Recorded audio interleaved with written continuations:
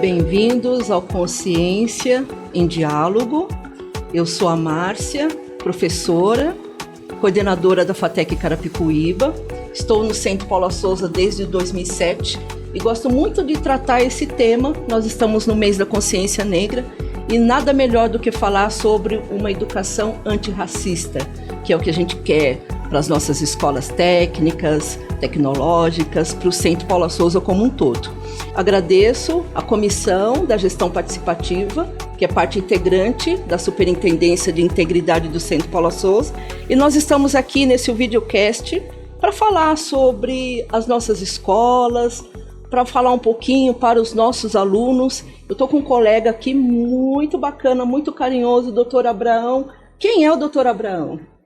Bom, antes de eu me apresentar, eu queria agradecer a professora Márcia pela oportunidade, agradecer ao Centro Paula Souza, que para mim é um momento incrível a gente poder estar levando essa discussão tão enriquecedora e ao mesmo tempo evolutiva, né, para a nossa sociedade, principalmente para a questão do ensino. Bom, eu sou advogado, né? Sou advogado de formação, eu sou hoje dono do meu próprio escritório e estou como vice-presidente da comissão UAB Vai à Escola na subseção de Itaquera e também estou como presidente do Rotary Club de São Paulo, São Mateus. Além de algumas outras formações aí que a gente tem na atuação e na militância aí dessa questão de minorias. Este sou eu. Prazer em conhecê-lo, é um prazer estarmos aqui juntos. Nós temos algumas reflexões sobre uma educação antirracista e ela perpassa pela socialização de conhecimentos dentro de uma estrutura que seja integradora, democrática, mas a gente percebe que o nosso professor ele tem algumas dúvidas com relação a ser antirracista, né? Praticar uma atividade antirracista. Você poderia falar um pouquinho sobre isso? Qual é a diferença entre não ser racista e ser antirracista? Bom, professora, primeiro ponto, a gente tem que partir da própria questão verbal, o português, né? A pessoa que ela não é racista não significa que ela é antirracista, tá? A pessoa que ela não é racista, ela é omissa. A gente vive numa sociedade onde o racismo ele é uma questão estrutural, ele não é uma questão individual, ele não é uma conduta única do ser. Ele é uma construção da nossa sociedade. Ele é algo que nós aprendemos e fomos educados.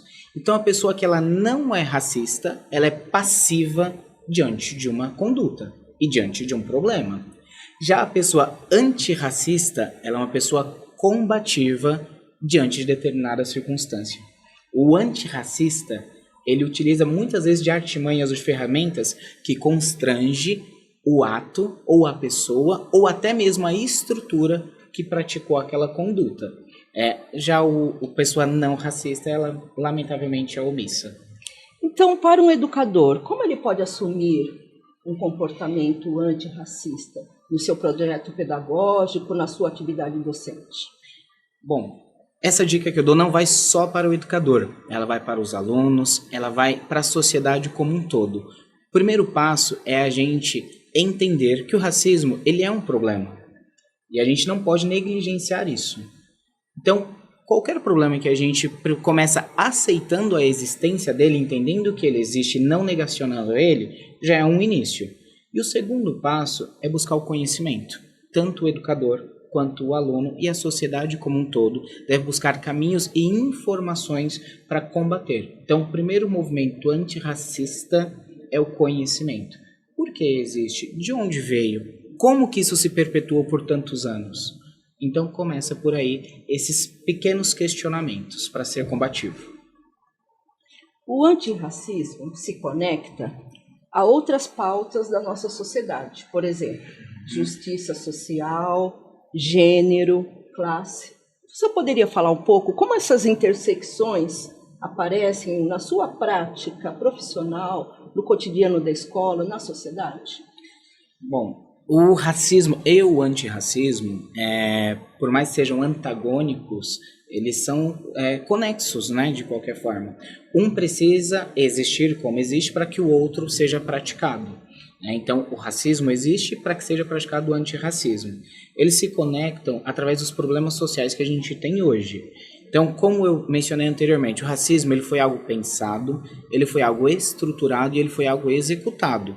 E aí, isso se dá desde o início, lá dos primórdios da nossa sociedade, lá do Império para trás, assim, até os dias de hoje. Ele se conecta com a questão socioeconômica, ele se conecta com a questão da saúde e ele se conecta, obviamente, com a questão da educação. Então, as oportunidades e os acessos, eles são diferentes. Eu sempre costumo falar uma coisa, que é o famoso teste do pescocinho. Se você chega em um determinado ambiente e você faz isso, e você não vê diversidade no ambiente, alguma coisa está desconexa ali. Nós somos um país extremamente diverso, nós somos um país plural. E por que nem todos acessam determinadas estruturas, não acessam determinados cargos ou determinadas instituições? Então começa daí essa questão aí, e é aí que se conecta com o que a gente vive hoje. Doutor Abraão, eu gostaria de agradecer essas suas palavras. Eu acho que nós estamos no momento de refletir, construir novos patamares para a nossa sociedade. Você tem esperança com relação a isso? Olha, professora, eu tenho muita esperança, até porque hoje eu sou advogado, né, uma profissão de prestígio na nossa sociedade, sou empresário, tenho um escritório em São Paulo, tenho um escritório no Rio de Janeiro, estou como presidente de Rotary Club, e é o que eu costumo falar. Se hoje eu caminho, é porque os meus ancestrais correram. Então, se nós tivemos evolução, nós tivemos melhora, mas a gente ainda tem muito que caminhar nesse sentido. Eu sempre costumo falar uma coisa, aonde tem omissão diante de uma desigualdade, a violência se perpetua. Então nós temos que primeiro parar de ser omissos. Vamos ter mais diálogo, como estamos tendo agora.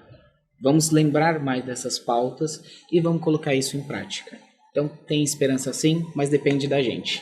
Neste mês da consciência negra, nós idealizamos o videocast para trazer para o nosso aluno, professor, para a comunidade acadêmica, algumas palavras, alguns conceitos, né, e como construir uma educação antirracista. Então, a educação antirracista ela vai pela socialização dentro de uma escola que seja democrática, diversa, e que os diálogos sejam produtivos e educativos. Então, dentro dessa perspectiva, a gente tem a questão do letramento racial. E eu gostaria que o doutor Abraão falasse um pouquinho o que é o letramento racial, a importância dele numa construção de uma sociedade mais justa. Bom, o letramento racial ele nada mais é do que uma forma de conhecimento da estrutura que, lamentavelmente, o Brasil foi construído. Então, o letramento racial ele vem do conhecimento de como o racismo se estruturou, como o racismo foi pensado, como ele se construiu e, principalmente, como ele deve ser revertido na sociedade. O letramento racial ele é hoje uma das ferramentas mais eficientes para se combater o que a gente vive na sociedade.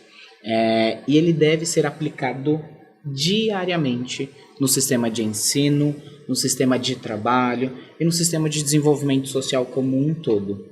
Isso é o letramento racial e o mais importante, este sim, é uma conduta individual, que cada um deve buscar o conhecimento de forma autônoma. Muito obrigada. Você quer deixar uma palavra final?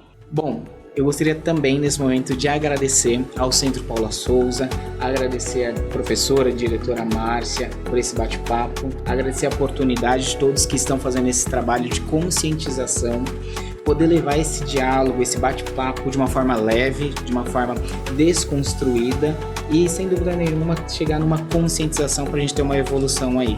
Como eu disse, meus ancestrais correram, hoje eu caminho e eu desejo que a próxima geração possa engatinhar, tá bom? Muito obrigada. Esse foi mais um episódio do Consciência em Diálogo.